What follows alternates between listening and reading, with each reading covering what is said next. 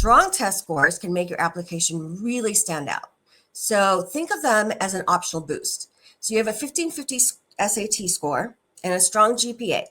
So that demonstrates academic ability as well as consistency. Ivy League schools want to see not just what you've done, but why. The less stress that you can give yourself is to start early. Start brainstorming during the summer before junior year. What have I been doing? What can I do in the coming year to make this better? What else can I show? And that gives you time to revise and polish it. You need to get specific. Talk about a professor whose work inspired you or a unique program that the school offers. Hone in on that. So it shows that you did research. It shows that you understand.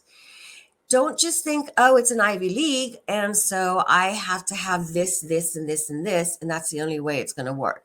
No, you're still expected to be unique in whatever you say about you or why you want to go there and what's unique about why you want to go there or what is unique about the university. Welcome to another episode on the Vibrant Publishers podcast. Today we have with us Laila Kamaruddin Thomas, a seasoned marketing and admissions manager, educator, and test prep specialist. With a passion for innovation and a commitment to empowering future leaders, Laila has guided countless students through the admissions process, helping them refine their strategies and excel in test preparation. Welcome to the podcast, Laila. Thank you, Leah. Thank you for having me. To start off, I'd like to ask, how crucial are the ACT and SAT scores in Ivy League admissions today? And are there any Ivy Leagues that have gone test optional? So SAT and ACT scores are less critical, especially with many Ivy League schools going test optional. For example, pandemic schools like Harvard, Princeton, Columbia, they didn't even have classes on campus. Everything was online. So they did have to make test optional policies to make it fair for students who couldn't access testing centers due to COVID restrictions. Many of the schools were online. Everything was restricted into that they had to bring out online digital testing for APs. And that went well for some students, but not all. So they had to recognize that the standardized tests are just one part of a student's application. Though strong test scores can make your application really stand out. So think of them as an optional boost. So you have a 1550 SAT score and a strong GPA. So that demonstrates academic ability as well as consistency. So taking tests it's a lot of pressure. There's a lot of anxiety, there's frustration, there's gaps in teaching or learning where you do have to put all of that together. So the score can only reinforce your academic profile, especially if it's in line or above the school's average. And you can look these scores up. They have scores put in college EDU. They have Princeton prints out a whole list of other scores and optional test taking lists and all sorts of information that you should make use of. On the other hand, students whose scores are less competitive, there are so many parts of the application that can make up the difference. Your essay, your extracurricular achievements, recommendations become even more critical. So let's talk about one of my students who had an SAT score below the Ivy League median, but had started a nonprofit. She was part of a big service group, and her service project was to create a nonprofit that provided school supplies to underserved communities. She got to learn about her community. She went to different businesses, even other schools. And her first round, she collected over 60 backpacks, which was incredible. Now there's nowhere to put that in her application. They don't have a box saying, did you do something incredible or tell us something outstanding? They might have it as a short question, but you can turn it into just your essay. So you could talk about your journey, your passion for social change, which is what she did. And because she had made so many connections in the community, she got an amazing number of letters of recommendations that backed up her cause and her vision. She was accepted because her application highlighted qualities which you're not going to see in a test. The SAT doesn't have a question that says something which can, well, no, it's subjective, not objective. So, but you could get lucky if you do the writing portion and get a interesting essay question. However, even though I've said all that, test optional doesn't mean test blind. Schools will consider strong scores. If you have them, submit them. If you have a chance to take the test and do well, do it. It's a great addition to your application. If it's worth decent exposure to your academic abilities, submit it. If it's a decent score, close or above the median, submit it. If your test scores aren't great, focus on your other strengths, your essays, extracurriculars, and recommendations. Some people, testing is not a strength. So focus on crafting a well-rounded application that tells your unique story.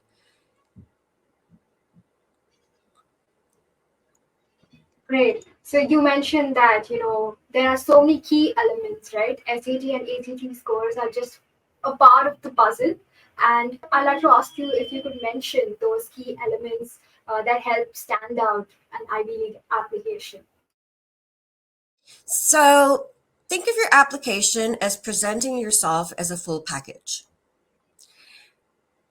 You show your academic excellence, meaningful extracurriculars, personal storytelling. Your essays are there to express your passion in and also to help you shine. There's also a lot of other things that have been added, thank God, to the digital age to help you. Like you can submit a digital portfolio of different parts of your school work. And I had actually included that in our last admissions process for colleges because there's so much to tell in your 4 years. So you take the best of everything, put it in a digital portfolio, put a nice little narration to it or content, and that allows universities or colleges to basically say, hey, she's going into physics. Let's see what she did. Because you can't literally submit giant projects or things, and that's time consuming, and application reviewers don't have the time. They're looking at thousands and thousands of applications.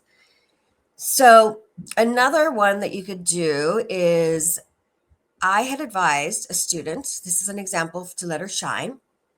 She was teaching herself to code, which was commendable.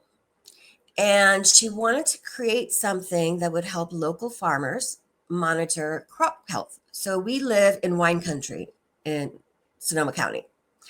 So that was a big, big need, especially during the pandemic, because they had less migrant workers, there was less people to monitor everything.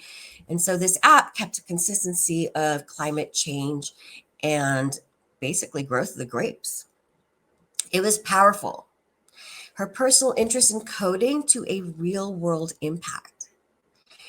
And it showed initiative, creativity, and empathy all in one story. So Ivy League schools want to see not just what you've done, but why. Why did it matter to you? Makes sense. I really like that example. Could you also delve further into the extracurricular activities or the leadership roles that a student has to undertake to stand out in the Ivy League application? Is there anything particularly that officers tend to find impressive? Well, most schools require you to commit to a certain number of community service. So everybody does have to do some sort of community service. It's part of your graduation, especially out here in the US. I know that it is part of doing social service and nonprofit for other schools around the world as well. So extracurriculars are essential, but it's not about doing everything. Great, you have 4 pages of extracurricular. But what that looks like is that you're padding it. You're just putting down anything and everything that you've ever done in your life. They don't want that.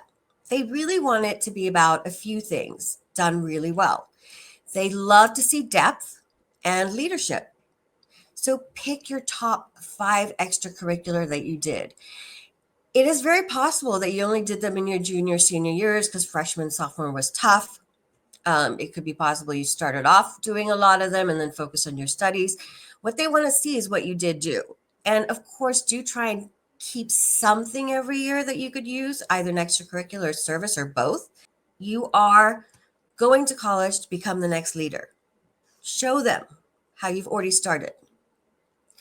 So the same student that did the farming application decided to help some of the students around her and volunteered at little homework clubs and basically daycares for older students like high schoolers, and taught them how to basically code. And these students did not have computers or anything, so she set up going to a center, arranging for something that was, relatively easy to get to at a time that families could take them, and worked with these students. It was amazing. She taught herself coding and then she taught it to others. That shows true leadership.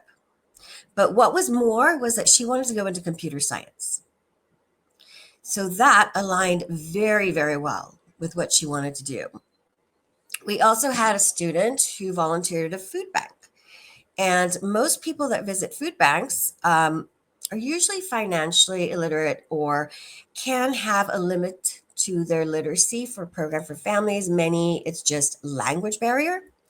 So she made it her job to explain, if you go to the food bank, you get this, this, and this with your earnings that you're being given by the government. This is what you can do and this is what you can do. Here are your options. Here are places you could go to use the service.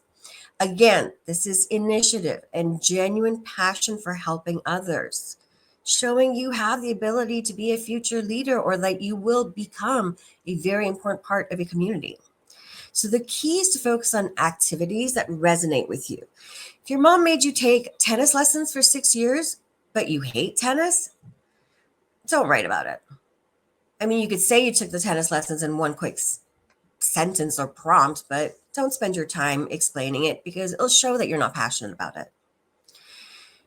A lot of the current seniors lost 2 years of extracurricular opportunities during the COVID epidemic. So any opportunity they had, show it. And I know they couldn't really go play basketball. They couldn't even go make actions with the community. Some of them, like I said, couldn't have done it until their junior or senior year. But I had a student that started a book club, an online book club. She missed, having conversations about books. So they would just Zoom about books. And that worked. Another one did a homework club where they, insisted that as many people wanted to drop in, come drop in and let's do our homework together. And she convinced her instructor to monitor it, moderate it, and it went really well. I had another student, he really wanted to play sports, but of course couldn't. So it was actually, he was lucky not to have a basketball hoop in his backyard.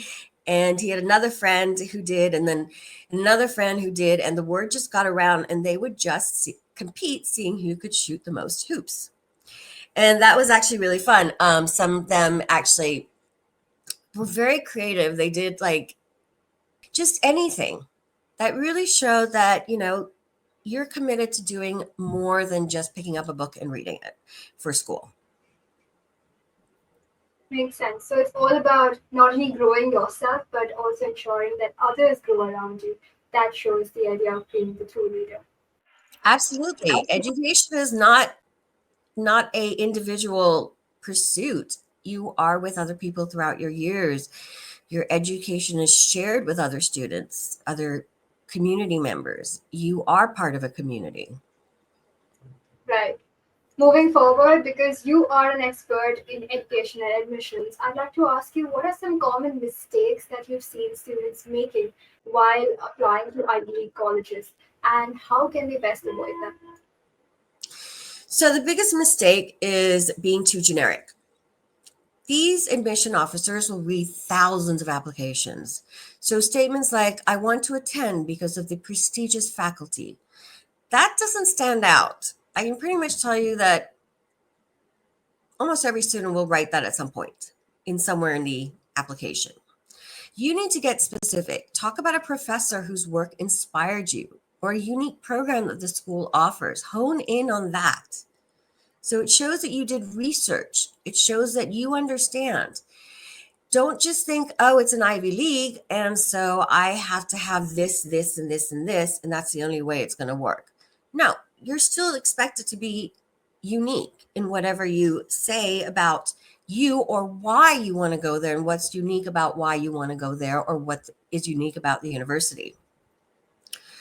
So here's an example.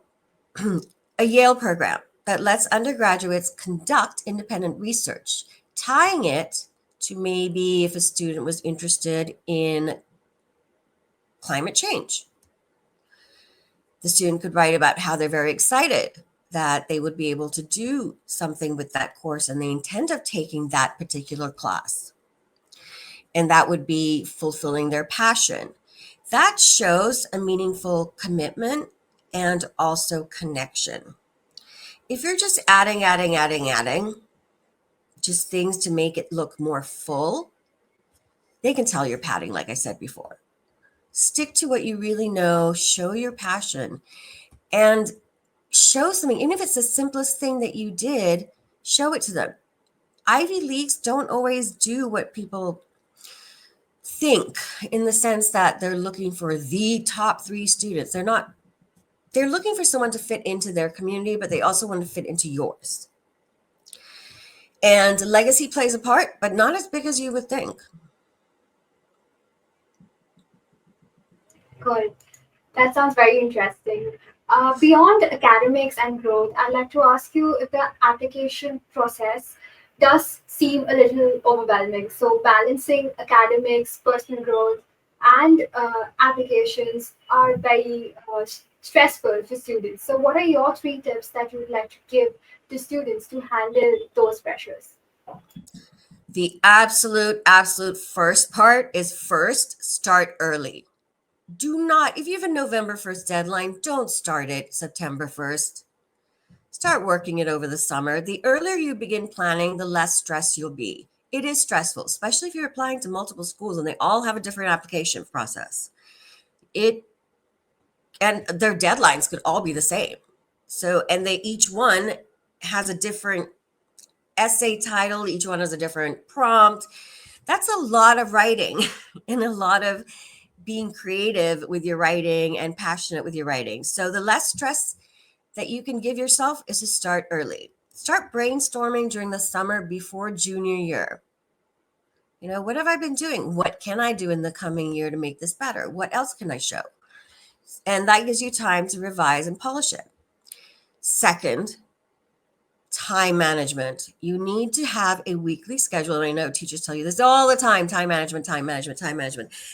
You're adding on quite a bit to your regular schedule, your family schedule, your schoolwork, your downtime.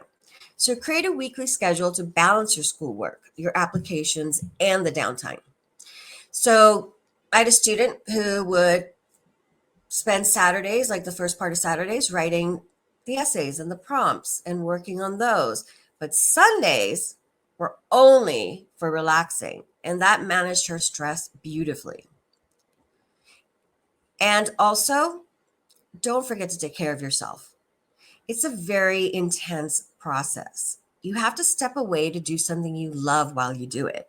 Otherwise, it's not going, you could very easily lose your passion for writing this beautiful essay because you just sat at it for hour after hour or day after day, and you didn't do anything that was fun because you refused to do it till you finished. Don't do that. Step away. Do something you love, whether it's painting, playing sports, hanging out with friends. That will keep you grounded, and you'll sound more authentic in your application because you will have balanced yourself. That's great advice, Laila. So, to quickly switch gears, I'd like to wrap things up and ask you a quick rapid fire round.